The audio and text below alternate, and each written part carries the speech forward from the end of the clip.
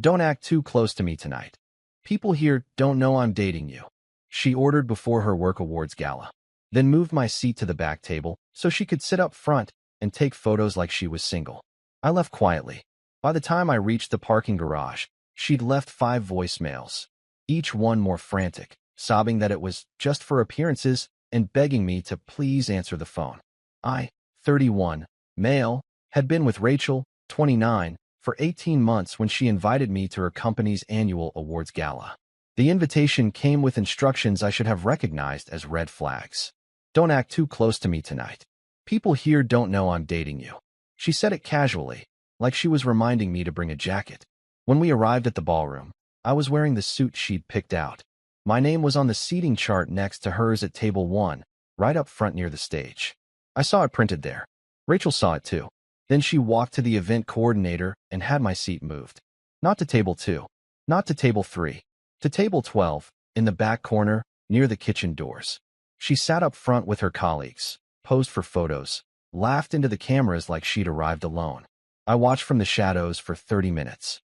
Then I stood up, walked through the ballroom, and left. No explanation. No goodbye. No scene. By the time I reached the parking garage, my phone was exploding. 5 voicemails in 8 minutes. Each one more frantic than the last. She was sobbing, saying it was just for appearances, that she needed to maintain her professional image.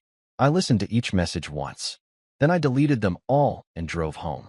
If I wasn't good enough to stand beside her publicly, I wasn't staying beside her privately. Rachel and I started dating in March of the previous year. We met through a mutual friend at a weekend hiking group. She was sharp, confident, driven. She worked in corporate consulting, the kind of job where people wore expensive watches and talked about quarterly projections over brunch. I worked in logistics management. Good job, stable income, nothing flashy. For the first 6 months, everything felt normal. We went to dinners, spent weekends together, traveled twice. She introduced me to her close friends. I introduced her to mine. We talked about moving in together by the end of the year. But there was always a line she wouldn't cross. Her work life was separate, completely separate. She never invited me to office happy hours, never mentioned me to her colleagues. When I asked why, she'd smile and say, "Work is work. I keep it professional." I didn't push it. I figured everyone had boundaries. The first crack appeared in October. Her company was hosting a networking mixer at a rooftop bar downtown. She asked if I wanted to come. I said yes. 2 days before the event, she texted me. "Actually, maybe skip this one. It's mostly internal politics. You'd be bored." I let it go. A week later, I saw photos from the event on her Instagram. She'd posted them publicly. In every shot, she was standing close to a guy named Evan, her team lead, arms around shoulders, smiling wide. The captions were casual, but the optics weren't. When I brought it up, she laughed it off. "That's Evan. We work together. It's nothing." "You didn't want me there," I said. "Because you don't know anyone. It would have been awkward." I dropped it. But the discomfort stayed. In December, her company announced the annual gala. Black tie event, awards ceremony, dinner and speeches. She told me about it over coffee one Saturday morning. "It's formal," she said. "Like, really formal. Are you okay with that?" "I can do formal," I said. She nodded. "Good. Just don't expect it to be super social. It's a work thing. You want me to go, right?" "Of course," she said. "I want you there." But her tone didn't match her words. It sounded rehearsed. The gala was scheduled for January 18th. 2 weeks before the event, she started giving me rules. Don't talk too much. Don't drink too much. Don't make jokes unless you're sure they'll land. And the biggest one, don't act too close to me. People there don't know I'm dating anyone. I stared at her. "You've been with your company for 3 years. How do they not know?" "I keep my personal life private," she said. "It's just easier that way." "Easier for who?" She didn't answer. The week before the gala, Rachel's behavior shifted.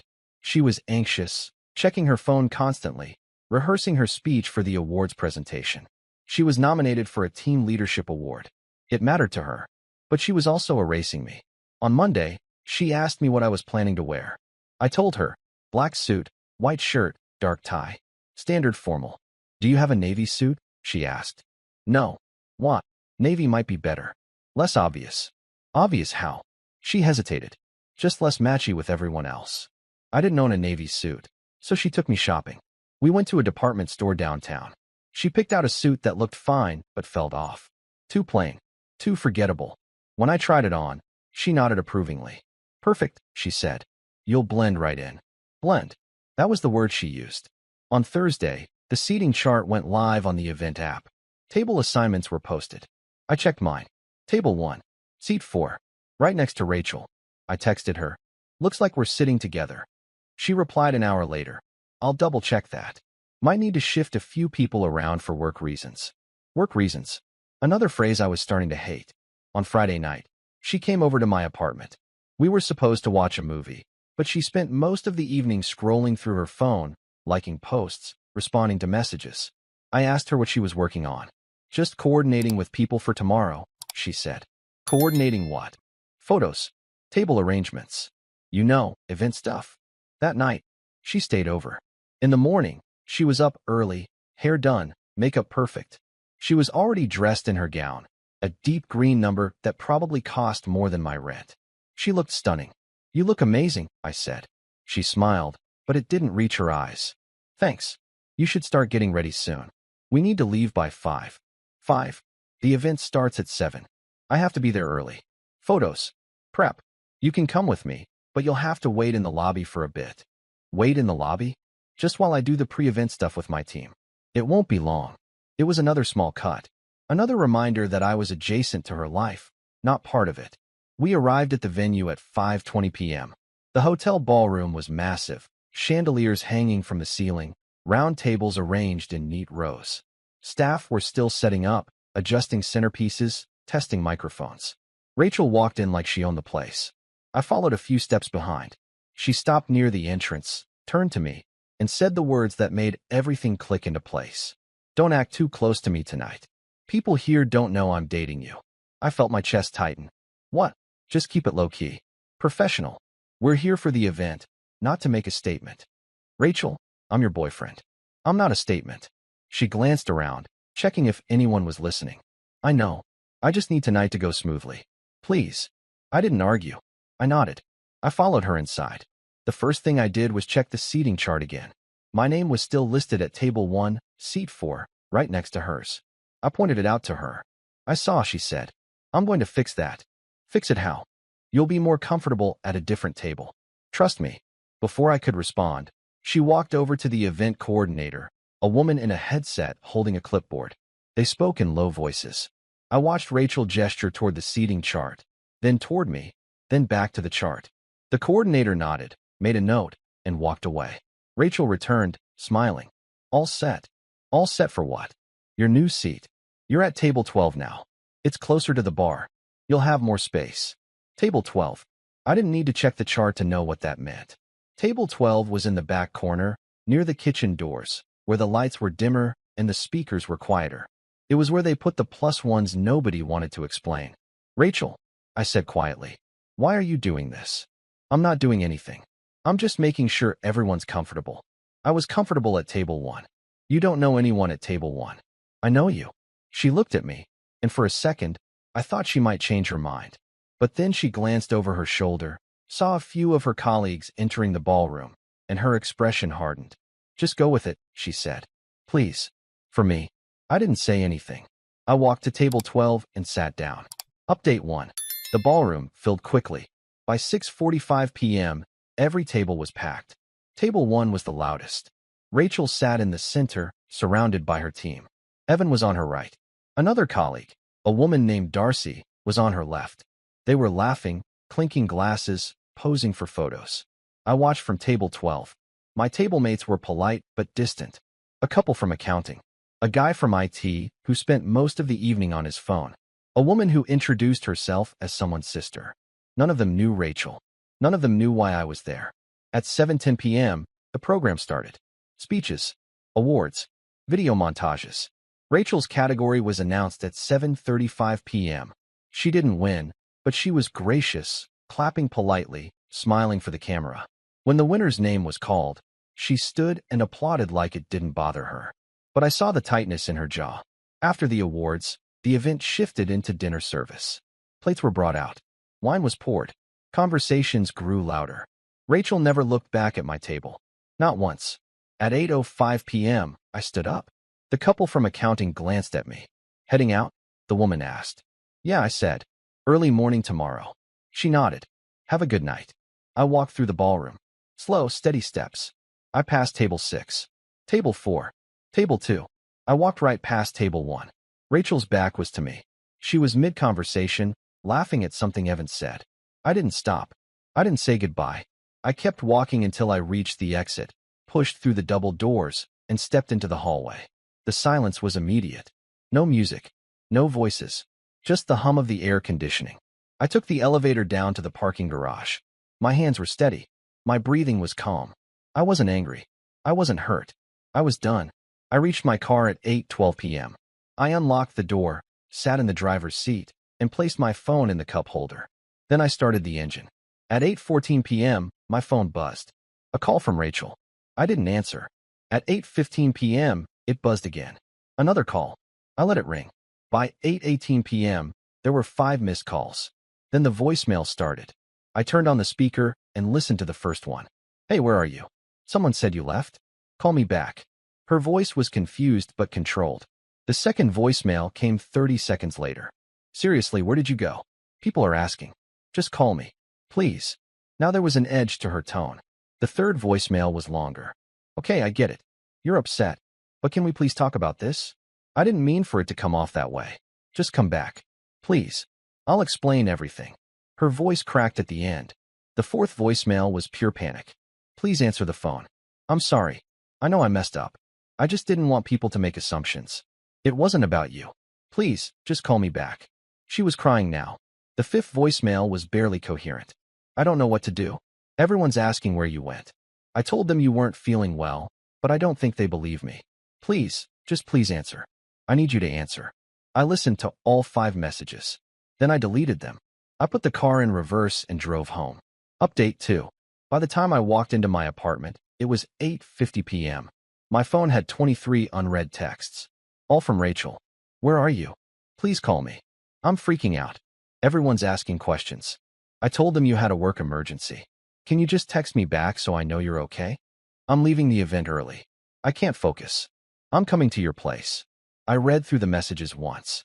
Then I turned off my phone and went to bed. The next morning, I woke up to 46 messages. Rachel had escalated. She'd called my best friend, Dylan, asking if I was okay. She'd texted my sister, Claire, saying there was a misunderstanding and she needed to talk to me. She'd even messaged my coworker, someone she'd met once at a barbecue, asking if I'd shown up to work. At 10 a.m., she showed up at my apartment. I heard the knock. 3 sharp raps. Then her voice through the door. Please open up. I know you're in there. I just want to talk. I didn't answer. I'm not leaving until we talk, she said. I'll wait out here all day if I have to. I opened the door. She looked terrible. Makeup smudged. Hair pulled back. Same green gown from the night before, now wrinkled. Can I come in? She asked. No, I said. Her face crumpled. Please. I'm sorry. I know I messed up. I just didn't think it would be a big deal. You moved my seat to the back of the room, I said. You told me not to act close to you. You treated me like I was something to hide. I didn't mean it like that. Then how did you mean it? She hesitated. I just didn't want people at work to make assumptions. You know how office gossip is. If people knew I was dating someone, they'd start asking questions, making comments. It's easier if I keep that part of my life separate. Easier for you, I said. For both of us, she said quickly. You don't want to deal with that either, do you? People prying into our relationship, making judgments. I wouldn't have cared, I said. But you clearly did. She reached for my hand. I stepped back. Please, she said. Can we just talk about this inside? I don't want to do this in the hallway. There's nothing to talk about, I said. If you're embarrassed to be seen with me, then we're done. I'm not embarrassed, she said, voice rising. That's not what this was about. Then what was it about? She opened her mouth. Closed it. Opened it again. I don't know. I just panicked. I didn't want people at work to see me differently. See you differently how? Like I'm less focused. Less professional. Like I have other priorities. You mean like you have a life outside of work? She didn't answer. I'm not doing this anymore, I said. We're done. Wait, she said, grabbing my arm. Please don't do this. I love you. I just made a mistake. You made a choice, I said. And I'm making mine. I stepped back into my apartment and closed the door. She knocked again. Called my name. begged me to open up. I didn't move. After 10 minutes, the knocking stopped. I heard her footsteps retreat down the hallway. Update 3. Over the next 3 days, Rachel tried everything. She sent flowers to my apartment. I left them in the hallway. She sent a handwritten letter. I didn't open it. She called Dylan again, asking him to talk some sense into me. Dylan told her to leave me alone. She posted a cryptic Instagram story. Sometimes you don't realize what you have until it's gone. Within an hour, 3 of her colleagues had commented asking if she was okay. She deleted the post 20 minutes later. On Wednesday, she showed up at my office. I worked in a logistics hub on the east side of town. She'd never visited before. Didn't know the building layout. Didn't know which floor I was on. The receptionist called up to my desk, said someone was asking for me. I told the receptionist to tell her I was in a meeting. The receptionist relayed the message. Rachel left. That evening, I got a call from an unknown number. I answered. "This is Evan," the voice said. "From Rachel's team." I almost hung up. "What do you want?" "I just wanted to say I didn't know," he said. "About the seating thing. She told us you weren't feeling well and had to leave early. I didn't know she'd moved your seat. Why are you calling me?" "Because she's a mess," he said. "She's been distracted all week. Crying in the bathroom. Missing deadlines. I don't know what happened between you two, but I think she really cares about you." "Then she should have acted like it," I said. "Yeah," Evan said quietly. "You're probably right." He hung up. On Thursday, I received an email. The subject line was blank. The body of the email was a single sentence. "I'm sorry. I know that doesn't fix anything, but I needed to say it." I didn't reply. On Friday, Dylan called me. "She's asking mutual friends for advice," he said. "Trying to figure out how to fix things." "There's nothing to fix," I said. "I know," Dylan said. "But she doesn't seem to get that." "Then someone needs to tell her." "I think you already did." 2 weeks after the gala, I ran into one of Rachel's co-workers at a coffee shop downtown. Her name was Jenna. We'd met briefly at a party months earlier. She recognized me immediately. "Hey," she said, approaching my table. "You're Rachel's boyfriend, right?" "Was," I said. Her expression shifted. "Oh, I didn't know." "It's fine." She hesitated, then sat down across from me. "Can I ask what happened?" "She's been really off lately." I didn't know Jenna an explanation, but something about the way she asked made me answer honestly. "She moved my seat at the gala," I said. "Told me not to act close to her. Treated me like I was something to hide." Jenna's eyes widened. "She moved your seat?" "To table 12. In the back." Jenna's jaw dropped. "That's really messed up." "Yeah." She leaned back in her chair, processing. "I had no idea. She told everyone you left because of a work emergency." "I left because I was done." Jenna nodded slowly. "I don't blame you." We sat in silence for a moment. Then Jenna spoke again. "She's been spiraling," she said. "Missing meetings. Snapping at people. She got passed over for a promotion last week. I think it's because she's been so checked out." "That's not my problem," I said. "I know," Jenna said. "But I think she knows she messed up. She's just too proud to admit it fully. Then she'll have to live with that." Jenna nodded. "Yeah, I guess she will." She stood up, gave me a small, sympathetic smile, and left. Over the following weeks, I heard more through the grapevine. Rachel had taken a leave of absence from work. Her Instagram went private. She stopped showing up to mutual friends' events. Evan mentioned to Dylan that she'd been seeing a therapist, trying to work on herself. I didn't reach out. I didn't check on her. I moved forward. 3 months after the gala, I went on a trip to Portland with Dylan. We spent the weekend hiking, eating at food trucks, exploring the city. On the last day, we stopped at a bookstore. I was browsing the travel section when I got a text from an unknown number. "I know you probably don't want to hear from me, but I wanted to say I'm sorry. Really sorry. I was wrong. I let my insecurities get in the way of something good. I hope you're doing well." I stared at the message for a long time. Then I deleted it without replying. That evening, Dylan and I sat on a rooftop bar overlooking the city. The sun was setting, the sky streaked with orange and pink. Dylan raised his glass. "To better choices," he said. I clinked my glass against his. "To better choices." I didn't think about Rachel. I didn't wonder what she was doing or who she was with. I thought about the version of myself who'd sat at table 12, alone in a crowded ballroom, and I was proud of the man who'd walked out. Some people spend their whole lives trying to fit into spaces that were never meant for them. I'd spent 18 months doing that with Rachel. But the moment I stood up and left, I reclaimed something I'd been giving away without realizing it: my dignity. I wasn't bitter. I wasn't angry. I was free. And that was worth more than any seat at table one.